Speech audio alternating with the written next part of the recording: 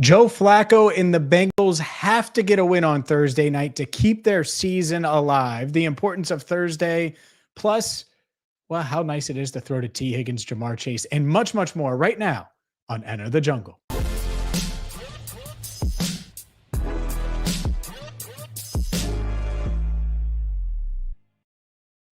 Hi again, everyone, and welcome in to Enter the Jungle on a short week, a special live edition here on YouTube. He's Andrew Fox Miller. I'm James Rapien, and we are proudly part of the Big Play Network. Catch us every single Tuesday right here on the YouTube channel, Cincinnati Bengals Talk Weekly on FanDuel Sports Network. And obviously, shout out to FanDuel, one of our, awesome sponsors. Also, drink a garage beer today, perfect for Thursday night. And of course, Lake Spur Marketing and the Bengals, they're going to need Lake Spur Marketing desperately if they lose on Thursday night, Andrew, because, they're 2-4. They're reeling. Joe Flacco has injected a little bit of excitement. But if they fall to 2-5, there's no, the season's still alive. This is a must win. Could be a season defining win if they can somehow beat the 4-1 Steelers on Thursday night and improve to 3-4 on the season. It's what everyone's saying. It feels like you're right. Mathematically, it makes sense to feel like things are absolutely dire if they lose this game. Although, remember last season, James? How many times it just felt like this is it for them? And then it was like, there's still signs of life. I know Joe Burrow was there at this time, but I'm treating this exactly as you said, and I think fans should as well. But man, I have this team. I don't know. They could just still be clawing, and who knows? Who knows?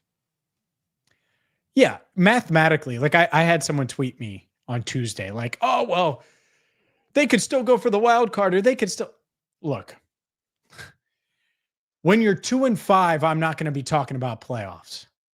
A 3-4 team that stubbed their toe when they lost their starting quarterback and started to find themselves at Lambeau, and then beats a 4-1 Steelers team that is really on a roll right now and playing confident ball.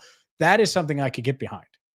And so that's why this is so crucial. Like, it's really easy to see the path to winning football if you beat the Steelers, because then the Jets come to town after the mini bye over the weekend. The Jets come to town next week. And then after that, it's the Bears at home. And so you have some winnable games before the bye. I am very aware, as you are, of the travel that this Bengals team has underwent over the past month and a half.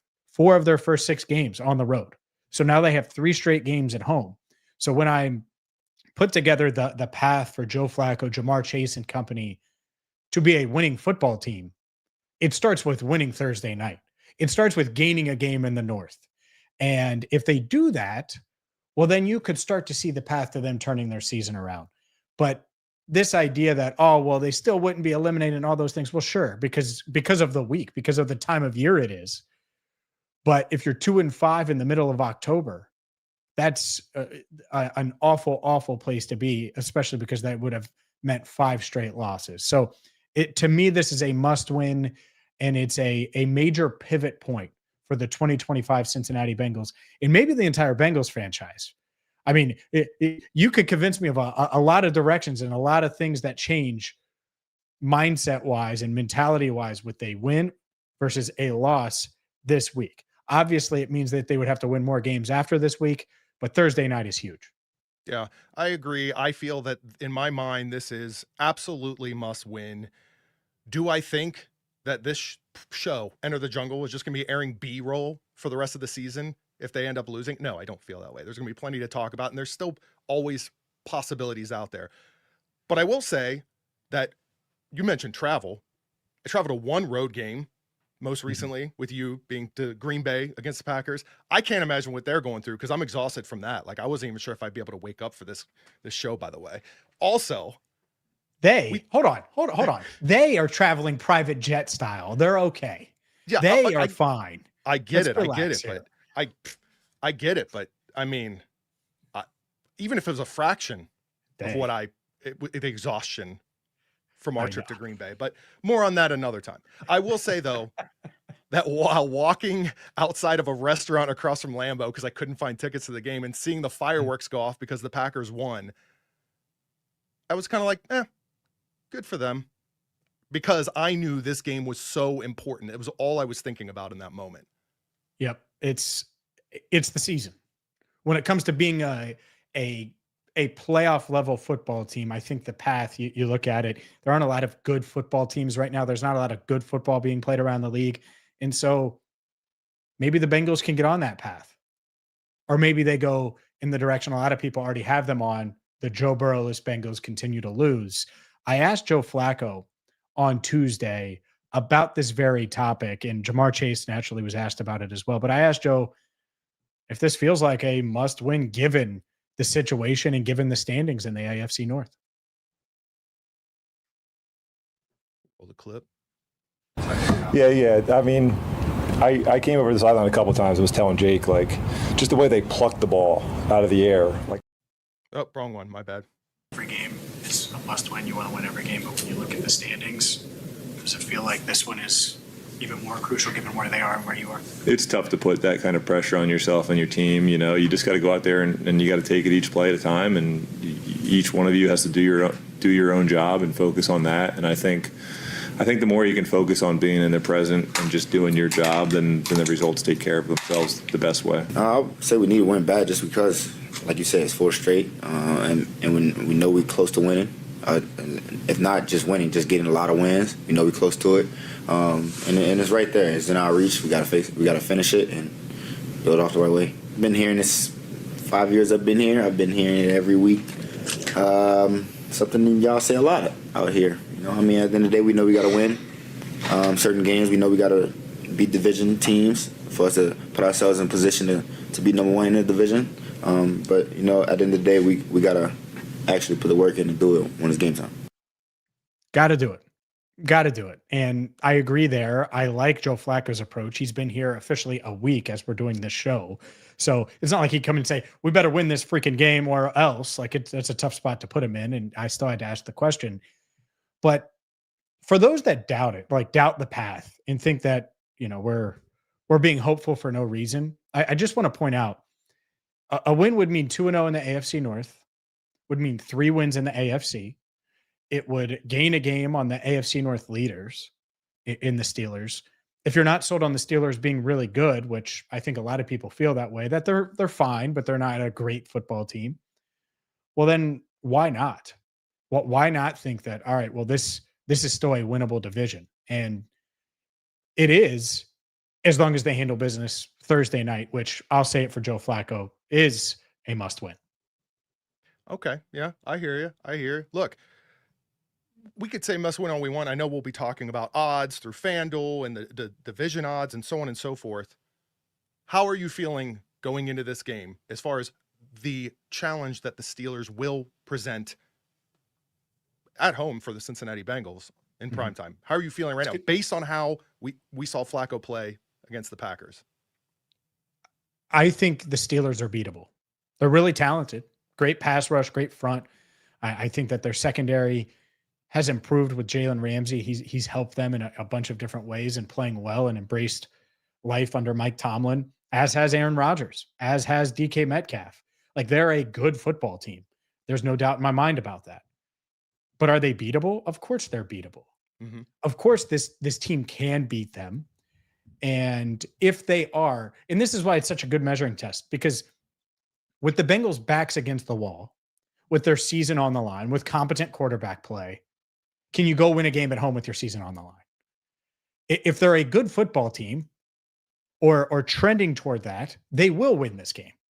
If they're not, and they're the team that's going to be drafting in the top 10 and the team that just stinks without Joe Burrow and all of those things that very well may be the case, well, then they're going to go out there and lose. And it's not that black and white, but for me, it kind of is.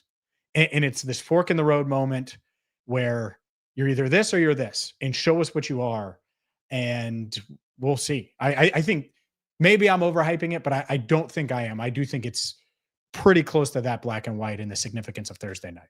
Yeah, this is one of those games where I feel as though there's so many things that need to be fixed on this Bengals team on both sides of the ball. This isn't one of those games being against the Steelers where I feel as though everything has to align perfectly. Far from it. So if you can get an offense that operates and can move the ball down the field like we saw in the second half against the Green Bay Packers, I'm feeling pretty good. If you have a defense that can at least, I don't know, not get gassed because they're constantly out on the field, or have just the inconsistency at times that we saw even in the second half of that Packers game, I'm feeling really, really good. Do both of those things have to happen 100% of the time? No. And I would have felt like they did with Jake Browning under center. So maybe that's saying something about Joe Flacco. Maybe that's saying something about this Steelers team being not quite the threat that we're used to. But at the end of the day, we say it all the time, James, AFC North football can go either way. It can. I'm going to point this out because a lot of people have said what you've said, and you're not wrong. Like the Bengals defense being gassed. That defense had halftime, right? I'm just saying they got their orange slices and Capri Sun. No, they did. And then Joe Flacco goes out there and has a 10-minute drive, a 17-play drive. And then they go out and give up a bunch of yards and 8 plays or whatever it was to the Packers, and they go score. Like, all right, defense, just play better. I'm done with this. Like, oh, well, the offense hasn't complemented. I think the offense is going to be competent, mostly because of what Joe Flacco brings and the weapons they have. And we're going to get to those weapons in just a second. But this idea that, oh, the defense, just play better. The standard for playoff teams and playoff football is higher than what the Bengals have played, like really all season long, but certainly in that second half against Green Bay. So we'll see if the defense can rally and rebound against Aaron Rodgers, who I think is older than you, Andrew. Regardless, let's get to a quarterback who is not older than you. I know that. Joe Flacco, slightly younger than you. We're going to hear from him on what it's like throwing to Jamar Chase and T. Higgins coming up next. Weapons. All right. Let's see if you can get the cut right this time. Right. Oh, my God. Let me get that set up. There's nothing to get set up. It's just right there. You just click it. Hey, everyone. We're recording for FanDuel, but we're going to keep it rolling here. We'll answer some of your questions after the live ends. All right. That's still wrong. Why do you keep hitting that? I'm getting it ready for the next one. Now I'm ready. I got it. Okay. I'll hit the video clip of Flacco talking about what it's like throwing to the best receiver on the planet, T. Higgins. You ready to go? I'm ready. All right. Andrew's ready, everyone. So we're probably at like 12, 11 something. It's all right. There's plenty of stuff that you can clip. Yep. Mm-hmm. All right. Welcome back to Enter the Jungle. He's Andrew Fox Miller. I'm James Rapien, and Joe Flacco. Let's just say the 40-year-old might have a new lease on life. He gets out of Cleveland where he was benched for Dylan Gabriel, who's my height. He comes here to Cincinnati and he gets to throw to Jamar Chase and T. Higgins and, well, has a chance to put up big numbers and maybe turn this Bengals season around. You're going to hear from Joe Flacco in just a second, but this segment brought to you by Lake Spur Marketing. Make sure that you check out Lake Spur Marketing. Their team is awesome. They have a broad range of experience, regardless of industry, and they pride themselves on building partnerships. They're confident that they're going to deliver results, and more importantly, they're going to build the right relationship with their clients. So make sure you check them out, lakespurmarketing.com today. And a couple of guys that don't need much marketing, Jamar Chase and T. Higgins. I think Joe Flacco, I don't want to say surprised, but certainly excited after his first game throwing to the two guys. T. Higgins had a season high, which kind of speaks to his struggles this year so far. Season high 5 catches, 62 yards, was a yard away from a touchdown. And Jamar Chase, 10 catches, 94 yards, arguably the catch of the year. That was a touchdown that brought the Bengals within 1 score against the Packers in the fourth quarter. Here's what Joe Flacco had to say about throwing to Jamar Chase and T. Higgins. Yeah. I mean, I came over the sideline a couple of times and was telling Jake, like, just the way they plucked the ball out of the air. Like, I threw like a quick out route to Jamar, and I didn't get the ball great, and it was like an awful spiral, and he still just caught it like with both hands. And then the one that I can think about to T, we hit him on a little inside slant route for a third down on that first drive of the second half. And a lot of guys would go down and kind of catch it with their body and slide, and he just plucked it right out of the air with both hands. It's pretty impressive to see those guys go. That is why the Bengals still have a chance, Andrew. It's why they have a chance Thursday night. It's why they have a chance with Joe Flacco at quarterback, is because their strength, their team is built around Jamar Chase and T. Higgins, and those guys are that good. And now they have a guy that can get them the ball. Yeah, I was looking it up, and Flacco had 45 pass attempts. Jamar Chase and T. Higgins were targeted on 20 of his throws. Mhm. They accounted for 52% of his completions, and it was 156 yards of his 219 passing yards were Jamar and T. That's not extraordinary. It's not like Jake Browning didn't target Jamar and T close to 50% of the time. But what we wanted from Joe Flacco was getting the ball to his playmakers, and I think that illustrates that, especially in the second half, great things were coming out of it. And I think you saw it right there. Flacco is realizing it. He's like surprised. He was reacting almost like the rest of us, like, oh, they are doing that, because how many times did he even throw him the balls during practice? You know what I mean? So to go out there in the game really within reach and to witness it all in real time from under center, it's crazy to think about that. He's just processing it still. And that's what's kind of exciting to me as I think about Flacco, and his longest pass the other day was 19 yards. The next step for this offense, obviously you want to be effective in the first half, and they need to score early and often in the first half moving forward. They haven't scored a first half touchdown since week 2 when Joe Burrow found Jamar Chase for a touchdown. They need to be able to hit on the explosives. And now that Joe Flacco sees what Jamar Chase and T. Higgins can do in contested catch situations, he's going to trust them more. He's going to be willing to throw it up. Not that he wasn't before, but it's just a chemistry thing where it's like, is he covered? Well, Jamar was covered on that touchdown and it didn't matter, right? The guy's holding him. It was DPI all day long and it should have been thrown. Didn't matter because Jamar said, I'm going to go make a play on 4th down. I think that matters. The other thing that I want to mention here with Joe Flacco real quick is how calm he was on the road. Lambeau, crazy, 78,000 plus. That matters because there's going to be a point Thursday night against the Steelers and really moving forward where you can get rattled. And it feels like Joe Flacco is just Dan Horde coined the name Joe Calm, and I like it. He's not Joe Shiesty. He's not all these other names that Joe Burrow had, but he's Joe Calm.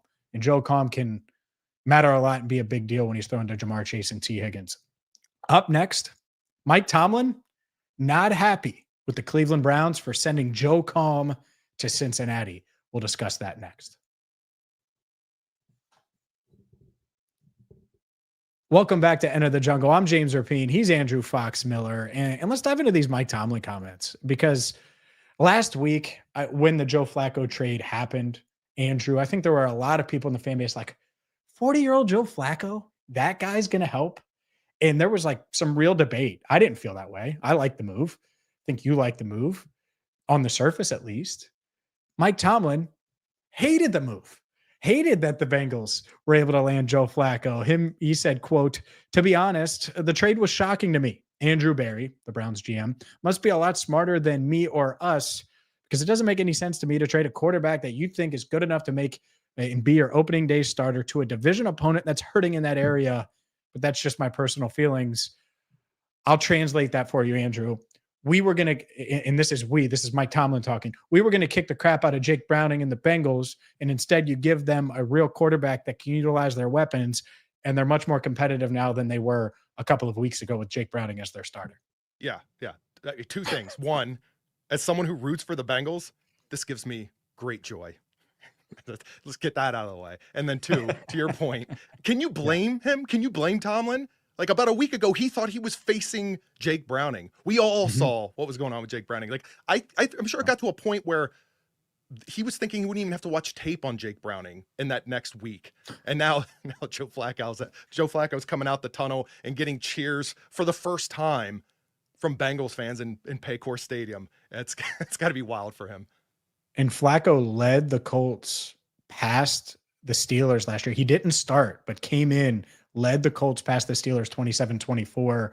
If you count that game, he's 11-11 against the Steelers in his career. So Mike Tomlin, unhappy, which you're right. Everybody watching and listening, that probably should make you, in fact, happy. Fire up the Tomlin memes. Let's go, everybody. The Steelers are 4-1. They're clearly in control right now of the AFC North. So what are the AFC North odds? The Steelers, well, they're favored, but not by much. We'll dive into those coming up next. All right, we're in good shape here. Cool. Welcome back to Enter the Jungle. I'm James Rapien. He's Andrew Fox Miller, and we're about to dive into the AFC North odds because, well, the Bengals still in the mix, although there's a couple of teams ahead of them. The Bengals are in second place, but there's a couple of teams ahead of them in the odds. We'll get to that in just a second, but you got to know right now about FanDuel's latest offer. Right now, new customers can bet just $5 and get $300 in bonus bets if you win. That's right. You bet $5. Maybe you think the Bengals on the money line, they're going to handle business Thursday night. Throw $5 on that, and boom, you'll get $300 in bonus bets if you win. You can build parlays, player props, ride the live lines, whatever your style. FanDuel has you covered. All you have to do is visit FanDuel.com/bigplay. That's FanDuel.com/bigplay to download the FanDuel app and get started today. Must be 21 plus and present in select states. For Kansas, in affiliation with Kansas Star Casino, or 18 plus and present in DC, Kentucky, or Wyoming. First online, real money wager only. $5 first deposit required. Bonus issued as non-withdrawable bonus bets, which expires 7 days after receipt. Restrictions apply. See terms at sportsbook.fanduel.com. Gambling problem? Call 1-800-GAMBLER or visit fanduel.com/RG. Call 1-888-789-7777 or visit ccpg.org/chat in Connecticut or visit mdgamblinghelp.org in Maryland. Hope is here. And right now I look at these odds, Andrew, and the Steelers, they should be favored. They're 4-1. They have a huge lead on everybody else in the division and can really take a stranglehold in the AFC North with a win over the Bengals on Thursday. But the Ravens odds are the ones I want to focus on. And the reason I think they're important, because at plus 175, odds makers clearly think that there's still a path for the 1-5 Baltimore Ravens to win this division. And if the 1-5 Baltimore Ravens, who are on a bye in week 7, are going to win this division, guess what that probably means? That probably means the Bengals win Thursday night and open up the door for themselves and open up the door for the Baltimore Ravens. And so I want to note that because, the Bengals plus 1,400, the Browns plus 3,300. The Browns have no chance. It's a 3-team race. And if the Bengals are going to keep that door open at all, much like we said early in the show, must win time. You got to handle business against the Steelers on Thursday. Here's the crazy thing. We look at the odds here amongst all these 4 AFC North teams, and I'm sitting here thinking to myself, what you said about the Ravens. I'm thinking about Steelers being atop the the standings, so to speak, when we talk about betting odds here. But then throwing in the Bengals, and I'm sitting there going, okay, what about that? Would I bet on this? Would I bet on that? I don't know if I want to bet on any of these 4 teams right now, regardless of the odds, because it's so fluid. Everything just feels off.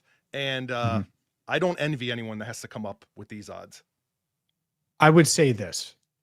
If you think there's even any chance of the Bengals rallying, get them now. Yeah. Because it's plus 1,400.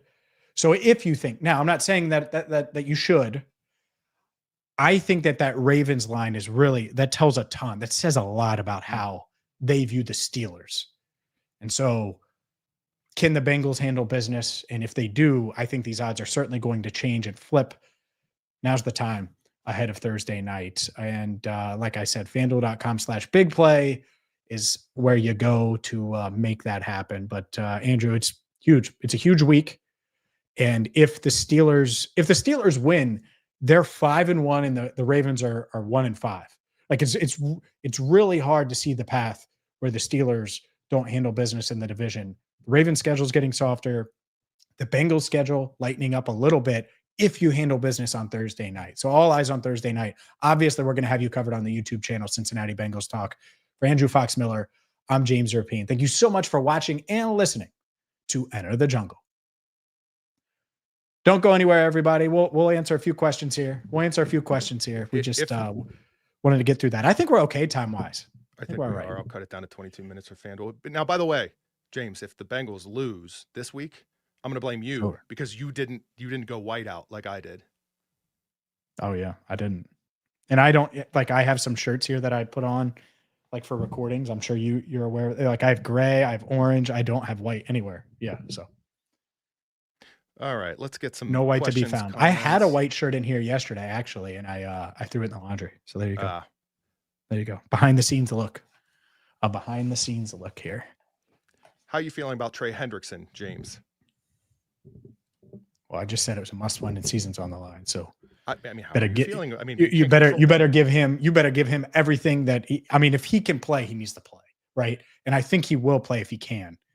But yeah, I think that's a huge factor. I know Shamar's going to play, or I'm confident he's going to play. That's been the plan, to be clear. Like even last week, that was the plan. I think they're going to do everything they can to get Trey right. And so whatever you need to do to his back or his hip or whatever else. And I haven't seen the injury report today. The Bengals holding. Let's see. All right, though they sent out a practice estimation. Was Trey's a DNP again? Look, I don't think that matters because Zach is, especially in a short week, not going to push any guys. But you need him. And it says hip injury now, which I think is interesting. It was a back initially. It caught my eye too. I figured I missed something, but yeah. Yeah. So yeah, we'll see. We'll see. But let's see. You need him. Put it that way. You need him. It's hard for me to see they won without Trey Hendrickson. I don't know why comments are begging you. Cam Taylor-Britt. We must talk about Cam Taylor-Britt. I don't know what there is to say about Cam Taylor-Britt at this point.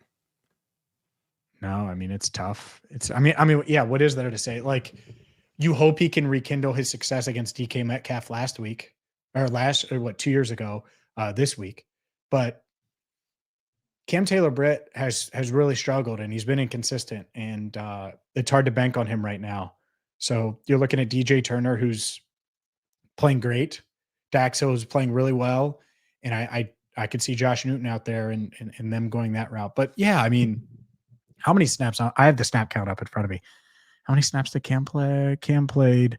I mean, he was still on the field for 80% of the snaps last week. And so if they feel like his body type suits them well against DK Metcalf, you could see Cam out there a lot this week. But he's got to play well. Like, I don't really care. Doesn't matter. You got to play well this week. And hopefully that swings in that direction. He's been inconsistent. Obviously, he's had flashes. They need one of those big flashes this week from Cam Taylor-Britt if he's going to be out there. I saw a few people commenting on Mitch Tinsley and how he needs to see more playing time. I'm going to throw this out there, and then you tell me if I'm right or wrong on this, James. My initial thought when I see that is Joe Flacco just got used to T. Higgins and Jamar Chase, and I say that loosely, like being very conservative when I say the word, getting familiar with Jamar and T. So yeah. I can't imagine that they're in a rush to throw more people out there. They'll kind of ease things in as they get the play calling up to speed with Flacco. But yeah. Well, here's part of it is you got Tanner Hudson in concussion protocol. You got Mike Gesicki out. And so those are two guys that kind of played that receiving tight end role. Noah Fant will do some of that, of course, but I think you're going to see plenty of Yoshi still.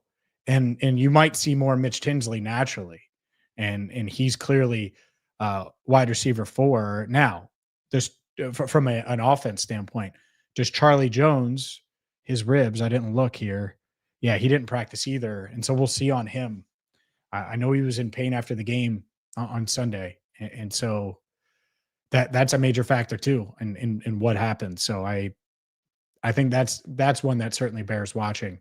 But yeah, I think Mitch Tinsley's going to get more reps because of the tight end situation, minimum. And they like him. So it's not like they're hesitant to put him out there. Sort of building off of what we posted last night on Cincinnati Bengals Talk on YouTube. Yeah. Bill Callahan and I guess Brian Callahan, if we're saying what are the odds that the Callahans actually get brought in? Well, I would bring him in. I would bring him in if it was me running the show. That's it. I think if they coach again this year, put it this way, if they coach again this year and I was running the Bengals, money wouldn't matter. The role, I'd figure it out. I'd be willing to move a lot to get Bill Callahan in here. And Zach Taylor has a great relationship with him, and I think the Bengals will have a shot at it if they want to go that route.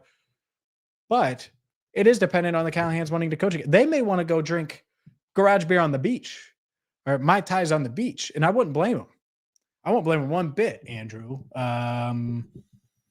So, yeah, we'll see. But, yeah, if they want to be back in the mix, like I'm going to go on a Brian Callahan rant for a second here because I've seen a lot of this on social media, and I know we've posted this live feed on Twitter, and a lot of it is on X. Can we stop pretending like Brian Callahan was a crappy offensive coordinator because he sucked in Tennessee? Like, yeah, they sucked in Tennessee. They were 4-19. That doesn't mean he's a bad offensive coordinator. He was a big reason why they went to back-to-back AFC championship games in the Super Bowl in 2021, despite having a dog crap offensive line. Like, we understand that, right? We understand that a lot of why Joe Burrow trusts and believes in Zach, like Brian had a lot to do with that. Brian had a lot to do with getting Dan Pitcher in helping Dan Pitcher along the way too. And so, like, you know, you could talk about like last year, I remember seeing the Jamar Chase. Jamar's like, well, Dan moves me around more. And the reason Dan Pitcher moved Jamar around more, I remember talking to Brian about this. It's because of personnel. They didn't have Tyler Boyd. Tyler Boyd was a slot only. Tyler Boyd leaves, his contract's up. And so now you can move Jamar around more. It's part of why they didn't bring back Tyler Boyd. And it's part of why they liked Jermaine Burton in the draft, because they thought that he could do slot and outside, not just one or the other. Obviously, that didn't work or hasn't worked. But that's why they like Andre and how Andre got on the field, because he doesn't need to just be slot only. He can play outside and run those routes. So there you go. I would be in on bringing Callahan aboard. And if that means Callahan's, then sign me up. I can't speak for whoever was making the comments that you're seeing out there, but I would imagine that there's probably a good portion of the people with that opinion of no, Brian Callahan, don't bring him back, or they think he's not a good coordinator, coach, what have you. Dumb. Part of that also may be coming from a place of there are people that are, if they're not on the fence, they're very against Zach Taylor continuing where he's at. If you just look at the fan base clamoring for the way that this team has performed and pinning it on Zach, and if you're feeling that way, then odds are you probably don't want more of the same from his coaching tree, we'll call it, returning to the team. They want something new, and that includes Brian Callahan in this instance. That's my guess. But, yeah, if they're a package deal, I don't know if that's been reported on as such or anything like that, but I guess it's fair to assume maybe it could be. Yeah, honestly, it would. My conversation would be, all right, hey, Brian, do you want to coach again this year? Take a couple days. It's not like he's going to sign this week. Do you want to coach again this year? Yes, no. In Zach, who played for Bill at Nebraska. Hey, Bill, are you looking to coach again this year? Because if so, one, it's the Zach connection. Two, Scott Peters worked hand in hand with Bill Callahan in Cleveland. They're great friends. And by friends, I mean, they have a great relationship. And even if it's just a work relationship, whatever. And so, like, it could fit even if Bill Callahan is like a senior advisor to the offensive line. Like, make up a title, right? We'll get with Lakespur Marketing and have them make up a really nice title that sounds great if that's what the Bengals are worried about. Like, but just do it. Can you imagine if you have arguably the best offensive line coach on the planet helping Jalen Rivers and Amarius Mims and all of these guys that obviously Dylan Fairchild, but all of these guys that you're hoping to develop and get more out of, like, that would be huge. And so I want that. And however you can get that, I'm pretty much willing to do. And so if that's reshuffling the staff, fine. But hopefully they don't have to do that and they can just bring those guys on. Speaking of reshuffling, I know this comes up a lot, and especially lately. Big picture. When did those discussions, when should they be starting if you're looking at trading key pieces for future picks? Next week. That's what Thursday means.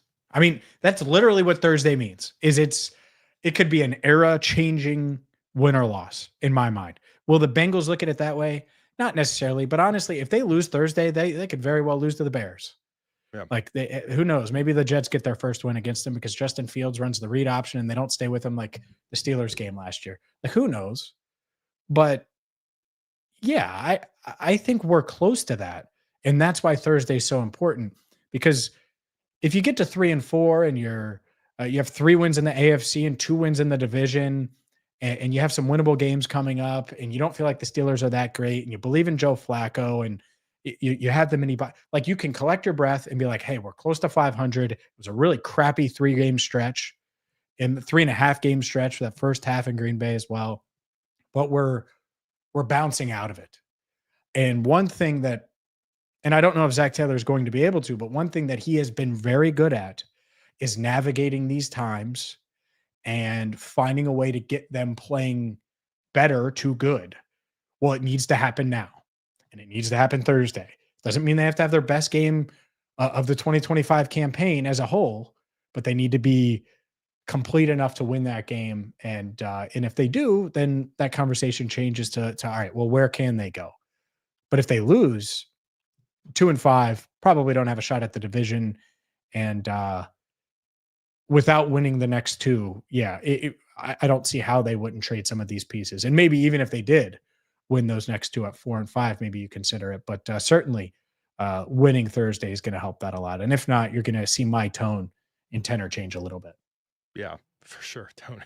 I already know what that tone will be. I have ideas. Oh yeah. Yeah. Not short on ideas. A lot of Jermaine Burton stuff coming up. Yeah. Questioning it.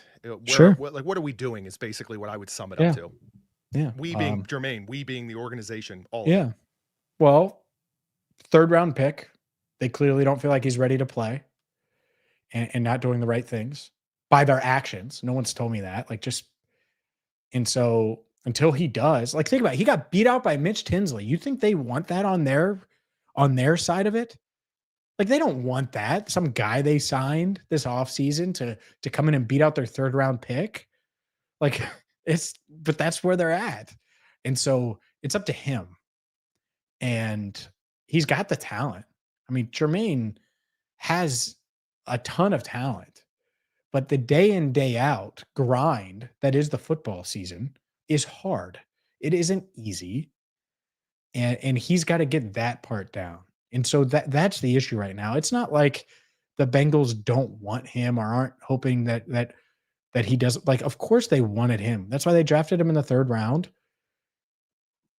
They have egg on their face right now for doing that. And they would love to remove that egg and him play well, but he hasn't earned that. And so, he's got a long way to go. Now, will he be active this week if Charlie Jones is down?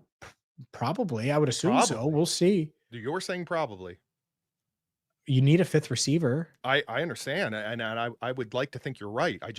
Nothing has indicated that they have any intention of playing him anytime soon. But then again, we haven't really heard anything positive or negative. So I guess anything's possible. I will say this. It's a kitchen sink game. So whatever you have to do, you got to do.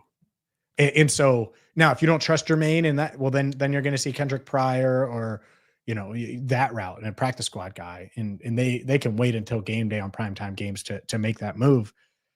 Hopefully Charlie can just play and then you avoid it. But they need. I get why Jermaine is still on the roster because you're going to need a 6th receiver. But it would be. It would make me question why he's still on the roster if they elevated a practice squad player ahead of him. And so that's when I would get there. As far as him being inactive every week, I don't really flinch at that because they clearly have those other 5 guys ahead of him. But could Jermaine help them from a talent standpoint? I think he could. He's just got to handle this business, man.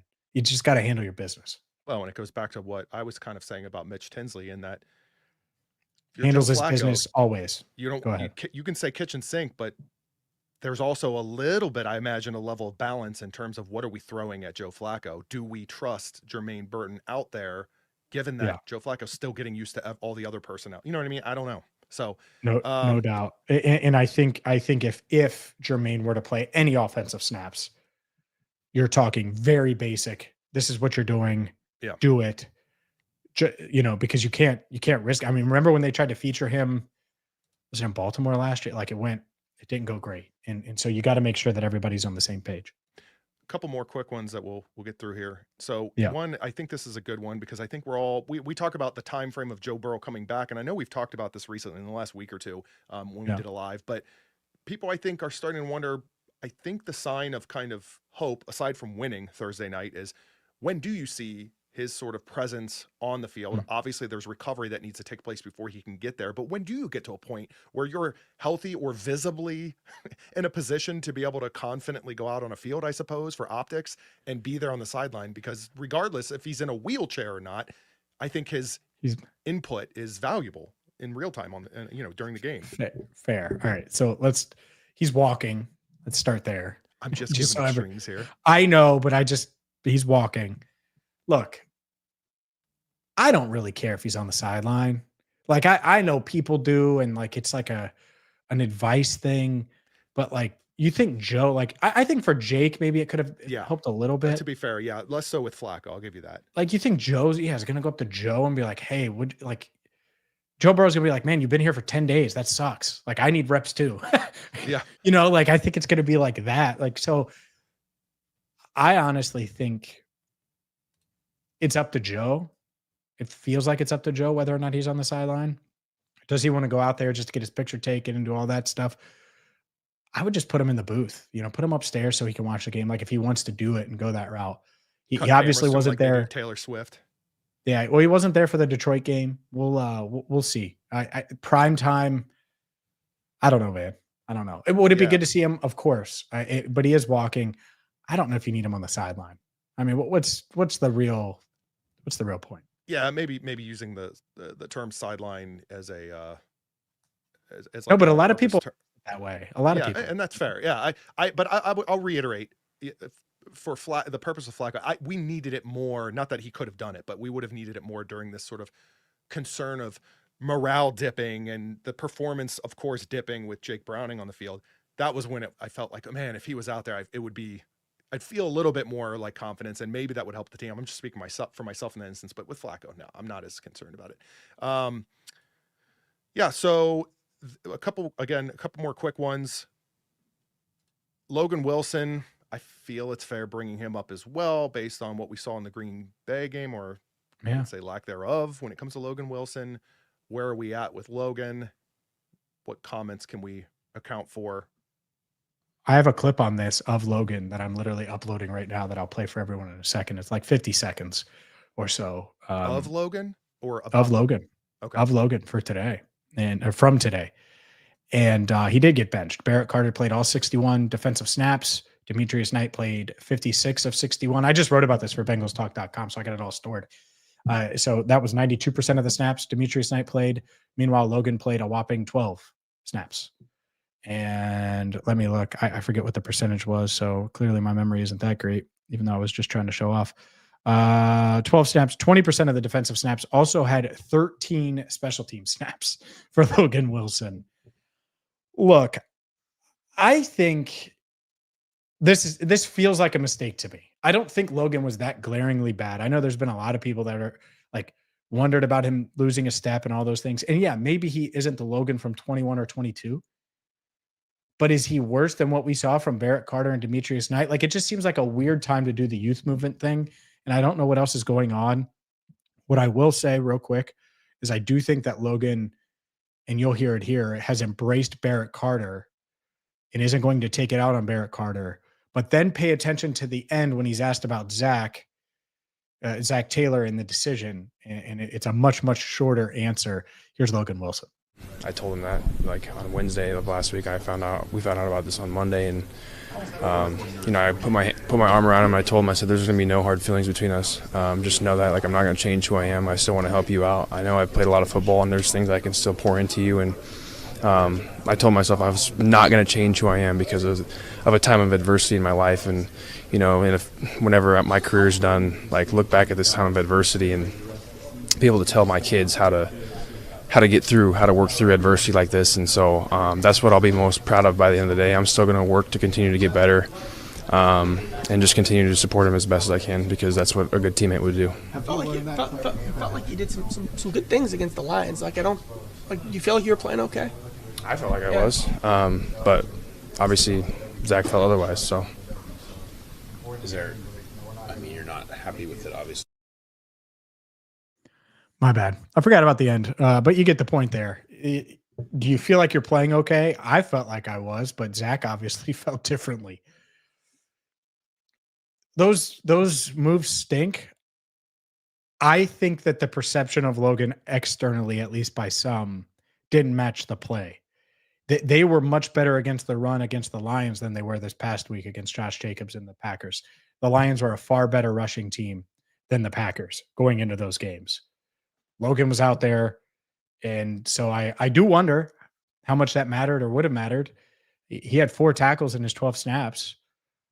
I just look at it. You have Al Golden, you have Mike Hodges, a new linebackers coach, new defensive coordinator. Like, it's a tough spot to be in. I still think Logan is better than Barrett Carter today. And that's what's weird about the decision. Yeah, it's one thing to rotate in the young guy, hoping for upside more often or increasing the snap count, Yeah. but to just go all in. I mean, Yeah. whether or not he's going to be better, we saw the results on Sunday. By the way, the rabbit is just like, James, would you please point below where you are standing? Yes, like over there. It's live. It's live in today's date, right underneath James there.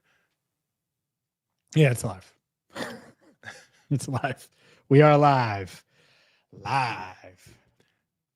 I don't play Marvel Rivals, by the way. This is a random question I'm throwing up here. I know, but who knows? Is this the developer of Marvel Rivals trying to get a plug-in? And if it is, you just reach out to us, please. I'm sure we would sponsor Marvel Rivals. No, I think it's because of it's probably because of my background.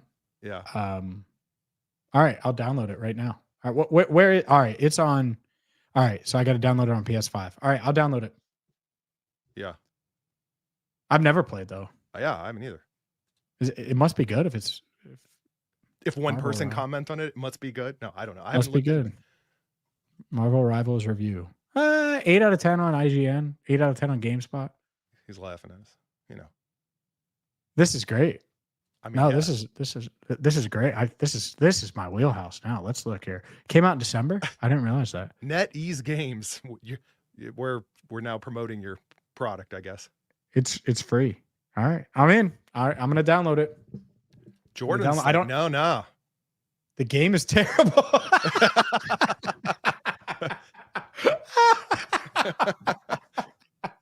Hey, now, yeah. Look, Andrew knows this. There could be a game that's amazing, and I still struggle to play it. So if you're gonna send me a terrible game, there ain't no chance in hell I'm playing that thing. Put it this way: if James can beat me in it, he loves the game. It could be the worst game ever, but if he feels like he's That's not confidently true. beating me, What worst game ever do we play? What worst game ever have we ever played? I'm just Never. saying. I don't think it would. Yeah, matter. I know what you're saying. You're saying I'm competitive, and you're right. I am. I want to kick your butt and everything. Right. And I'm saying I don't know why I'm saying, but I'm going to kick your ass and everything. But you're not alone. Whatever Marvel rival guy would want to do that too. It's no different. But not if the game stinks. Does the game stinks? How are you going to recommend? He was like, "You're talking up Logan Wilson. I'm going to send you a bad game to play." That's what that was. That was a sneak attack. No, I'm seeing attack. mixed. I'm seeing mixed comments. Some people are supportive of the fact that it's a fun game.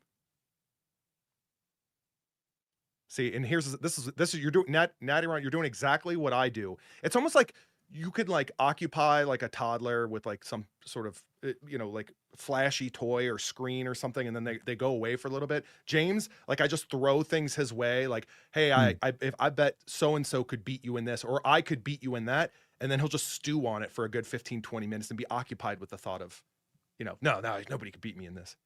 I haven't played it in a while. But I'd own both of you in Mortal Kombat 1. There it is. See, you're just gonna Mortal Kombat 1, it'll be slice and dice him up now. Finish him. Fatality.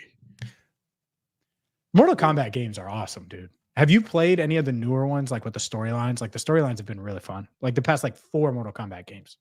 They're like must get. I haven't played the newest ones. I've played newer ones. Newer as in like maybe 5 years ago or something. Okay, yeah. So you know the storylines. Like the storylines are great. Love it. Yeah.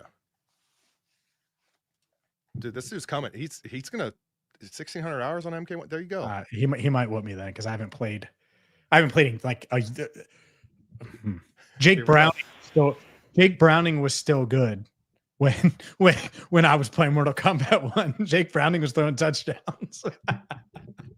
Sorry, Jake. I'm just saying. I was just giving a timetable. He said, "You never should have cut me as I had the fatality, my last fatality." So it's been a while because when it came out, I played the story and then I played a little bit, and it's been a while. So, all right, let's 1 or 2 more. Yeah. Pull a couple here. A lot of Logan commentary. Some people kind of echoing things about Burrow on the field. We talked about that recently. If you've just joined. Actually, I'm going to keep some of these comments out here. There's some good stuff. I'm going to more towards the end. Yeah, I'm going to throw this out there. I feel like it's a bit of a reach, but I've seen enough chatter where I guess we could address it, but a lot of people are kind of saying, and I can't find the original comment, but some people are making comments of like, "Hey, can we extend Dude, Flacco?" I know. Heck yeah, I agree with that. I mean, he signed for $1 million or whatever it was. No, I'm in total agreement, and that is going to be, no matter what happens, backup quarterback is going to be a major topic this offseason. Mhm. And Joe Flacco could very well be the guy. Like I love what he brings. I think it makes sense. He's not going to be thrown off if he gets thrown into a game or has to play for a month or has to play for 2 months. Yeah, And provided he's still in it and he's physically feeling good. I think he's all those things though. Like Yeah. I don't think he's like ready to stop. And so we'll see between now and the end of the year. But yeah, would it be him or someone else? Totally on board. And I agree with you. This is the last thing that you want to be thinking about or having to do is trade for a quarterback mid-year because of one injury. And so yeah, they need to make sure they have the right backup in place this offseason for sure. With that said, It's good if we're good. No yeah, worries. I just more commentary. We don't need to necessarily respond, Yeah. but I saved a few things. Y'all are the Thanks for best. support. Look, this live was pretty impromptu, certainly for you guys, and it's because of the short week made it tough. All the logistics behind the scenes. We got back from Green Bay yesterday at like 6 a.m.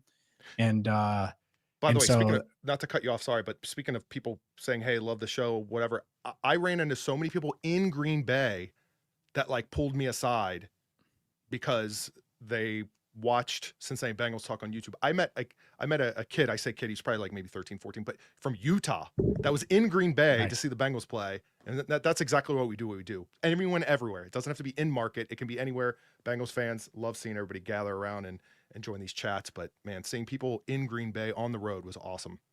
yeah, and that's why we do what we do and try to give you the best coverage possible, is because whether you're in Cincinnati, whether you're outside of Cincinnati, wherever, you can access us and watch. And well, we're going to have you covered. We have plenty coming to you on Wednesday. If you missed Joe Flacco and Jamar Chase, we already posted that. And yeah, Bill Callahan, get your butt to Cincinnati. But we have plenty coming on Wednesday as well. Maybe Barrett Carter and a few other things. Of course, my prediction for Thursday. It's a must win, Andrew. It's a must win. I know. It's a must win, Andrew. You got to win. I know. You play to win the game. Andrew knows. Now you know. We'll talk to you soon. I'm James Rapien. He's Andrew Fox Miller. Thanks for watching and listening here on Cincinnati Bengals Talk, a special live edition of Enter the Jungle.